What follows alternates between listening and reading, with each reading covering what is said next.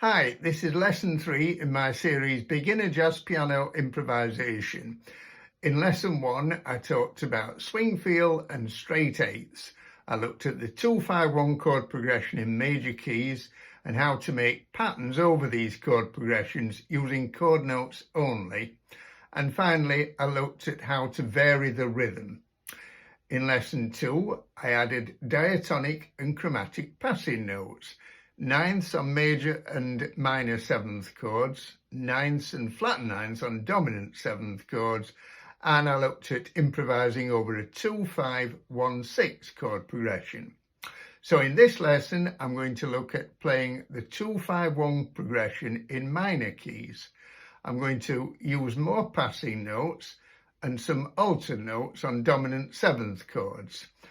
I'm then going to finish off by applying the patterns over the A section of a very well-known jazz standard, Autumn Leaves. There is a PDF available. It contains all the patterns from this lesson, plus some extra ones, and in all 12 keys. The link for the PDF is in the description below, and just below that, there is a link to the page with all the other PDFs that I've done on. So let's look at the chords 2, 5 and 1 in the key of C minor. First of all, chord 2, it's D minor 7 flat 5, D, F, A flat and C. And just as the name suggests, it's just like a minor 7th chord, but the 5th of the chord, in this case A, is lowered a semitone or flattened. It's also often referred to as a half diminished 7th chord. The A flat comes from the C harmonic minor scale. Now, chord 5, just as a 7th chord, G7, is exactly the same in both C major and C minor. All these notes, G, B, D and F, are found in both the C major scale and the C minor scale. Now, you've noticed though that I've put the flattened ninth on the top as well. The A flat also comes from the C harmonic minor scale. Now, although you very often use G7 with a flat ninth when you're playing in the key of C major, it's just literally borrowed from the key of C minor.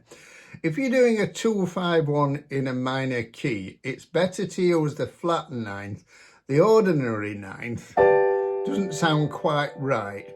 If you play D minor 7 just there, and then G7 with a flat 9, I'll put the root down at the bottom. You notice that the A flat can stay in the same place, so we've got nice smooth voice leading there. Now, when we get to chord 1, we have what we call a minor triad with a major 7. That's C minor, but with a major 7th, and it has a very harsh sound. Now, very often, instead of the major 7, you play the 6th, and that's just called a C minor 6. So if I play the 3 chords, I'll play the root down here now. You can see that the 3rd of G7 remains and becomes the 7th of a C minor chord with a major 7, and that can go to C minor 6 now. Now, just as in the major key, we practice the different hand positions in the right hand of these chords. So for D minor 7 flat 5, if we start off like that, and then just take the D to the top, now take the F to the top, A flat to the top. We've got 4 different hand positions. Now, as I said in the last lesson, very often people mistakenly refer to these as inversions. They would be inversions if that's all I was playing, but as long as the root is down there at the bottom, then they are all in root position. So I just refer to these as different hand positions. Now for the G7, I've put in the left hand the root and 3rd, and in the right hand I've just used the 3rd, the 5th and the 7th and the flat and 9th. So I've started off in that position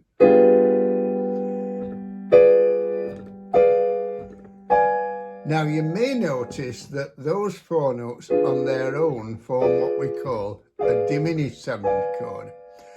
And the significance of that will become clearer a lot later on. Once you've practiced each of these chords with the right hand in 4 different positions, you then want to practice starting in each of these positions and going to the nearest one in the next chord.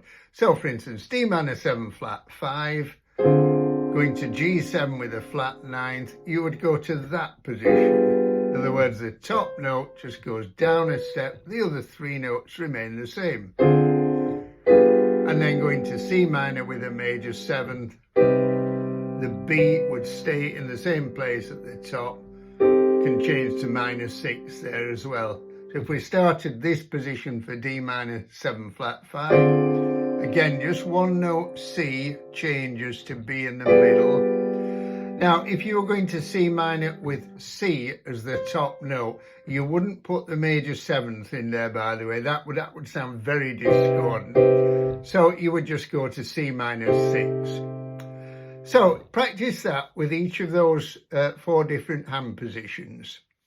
Let's look now then at some simple patterns that we can use when we're improvising over a 2-5-1 in a minor key.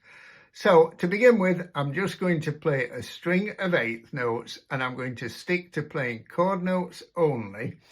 I'm going to start off with a really simple pattern. On D minor 7 flat 5, I'm just going to play an arpeggio starting on the root, going up, root, 3rd, 5th, 7th. From the 7th, I'm going to drop a step to the 3rd of G7 and come down to the flat 9th, 7th, 5th. So I'll do that again. And then I'm going to the 3rd of C minor with a sharpened 7. And finishing off with that typical jazz phrase ending. Finishing on the upbeat with an accent. So it's a very simple pattern, but it does sound quite effective. Let's try another pattern. I'm going to start off with the same arpeggio on D minor 7 flat 5.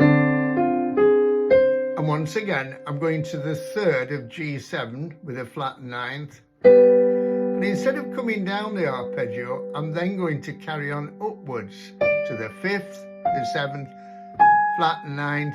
Now this time, I'm not actually going to the 3rd of C minor with a sharpened 7. I'm going to go to the 5th and then to the 3rd. So do that again.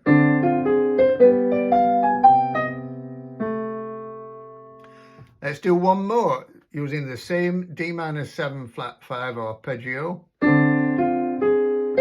Going to the 3rd of G7 with a flat 9th. Now this time I'm going to go down to the flat 9th, then up to the 7th, to the 5th. So I'm aiming for the 3rd of C minor with a sharpened 7. And I've kind of circled around it.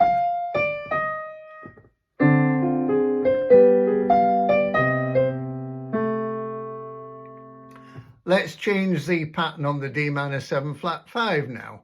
I'm going to start on the root an octave higher, come down to the 3rd, and then go back up the rest of the arpeggio. And then I can use the same arpeggio going down on G7 with a flat 9 that I did in the first example. Do that again. Now I can do the same that I did with the second example. Start on the root up there and then go up.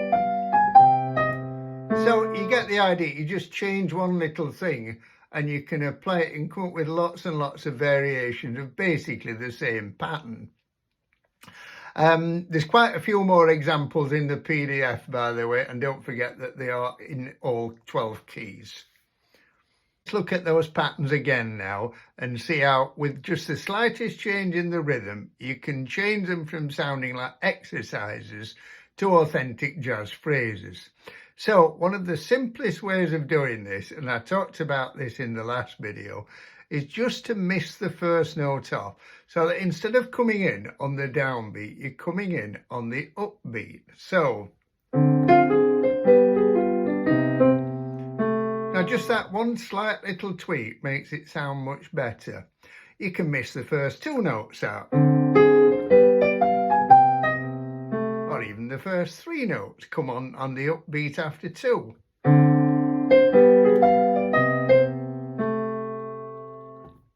You can put a triplet in on beat 2.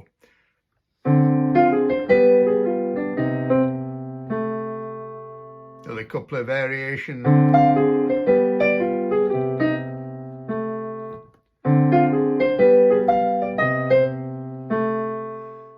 So now, instead of looking at patterns for when chord 2 and chord 5 just last for half a bar each, let's look at some patterns for when they last for a full bar each.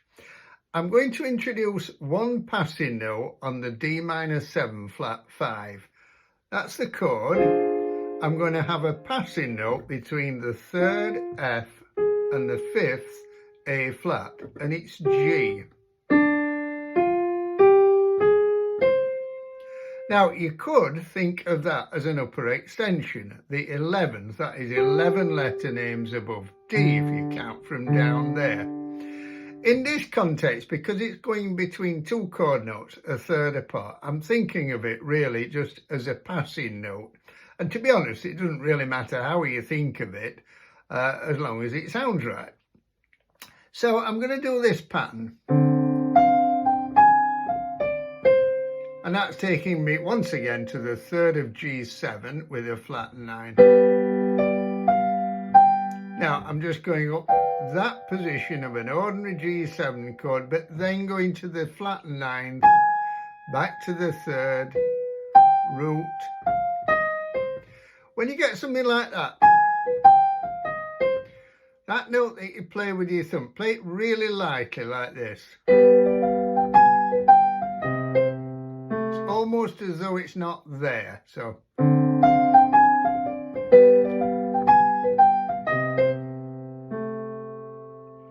So in this example, once again, I'm using the same passing note on D minor 7 flat 5.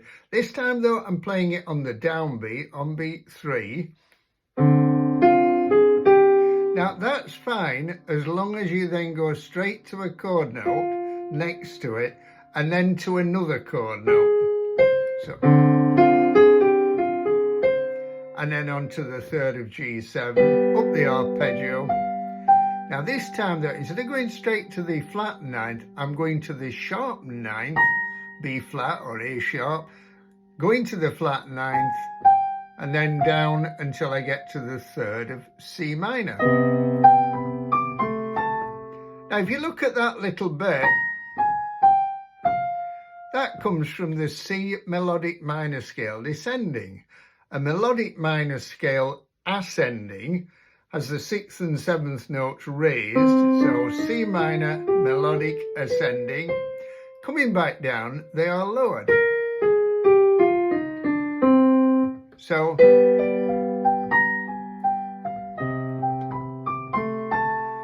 that's another little pattern that works really well.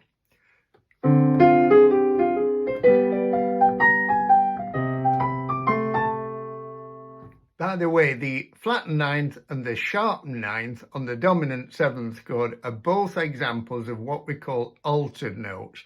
There are actually 4 altered notes on a dominant 7th chord that work. The flat 9th, the sharp 9th, the flattened 5th, or you can think of that as the sharpened 11th, and the flattened 13th. And in due course, I will talk more about the other altered notes. Okay, so now let's have a look at how we can adapt these patterns to improvising over the A section of the tune Autumn Leaves. Now, what's really fascinating about the chord progression in Autumn Leaves is if you look at the first 3 chords, C minor 7, F7, B flat major 7, that is a 2-5-1 chord progression in B flat major 7. Now, you've then got 1 bar of E flat major 7. So at that point, you can think, well, B flat major 7 is the tonic, E flat major 7 is chord 4. But then after that, we've got A minor 7 flat 5, D7 going to G minor with a major 7. And that is 2-5-1 in the key of G minor, which is the relative minor to B flat major. A good thing to practice when you're improvising over jazz standards is to work out target notes for each chord. Now, because this is a course aimed primarily at those who are fairly new to improvising, I'm keeping things simple, and I'm just going to start each chord with the third of that chord. So before you actually do any patterns or try improvising, just practice playing through the chord progression, just literally playing the third of each chord. So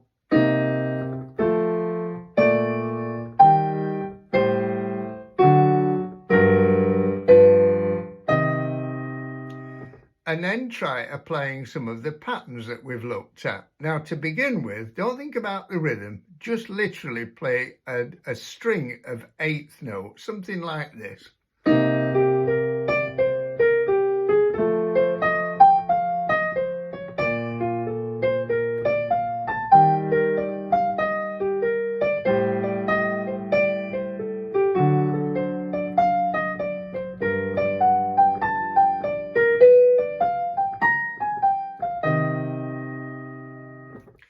And finally, let's have a look at how we can make slight alterations to the rhythm and the occasional alter to the melody notes and change that once again from sounding like an exercise to sounding like authentic jazz phrases. Now, right at the beginning, this is a really useful thing to do, to put a pickup in. And I've just put literally 3 notes, the 3rd, the 5th and the 7th of G7, leading to the 3rd of C minor 7. Now that sounds so much better to come in like that. Okay, and then I've taken a note out there and put 2 semiquavers at the end of that bar. Taking another note out. Change that to a crotchet. Now, just here, I've got a little melodic sequence. That's the same little melodic idea, which is repeated at a higher or lower level. So I've got... So... And then... By coming off that note there on the upbeat of beat 3, it makes it feel like a syncopated rhythm.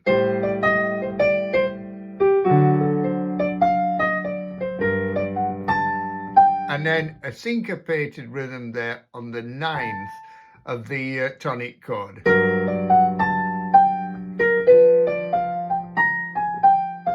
And then I'm playing G7 there.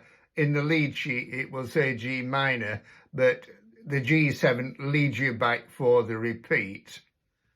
Okay, so try applying all these methods to other jazz standards. The first thing to do when you look at a new jazz standard is to try and work out where the stock progressions like 2-5-1 are, and then apply some of these patterns that we've been looking at to those progressions.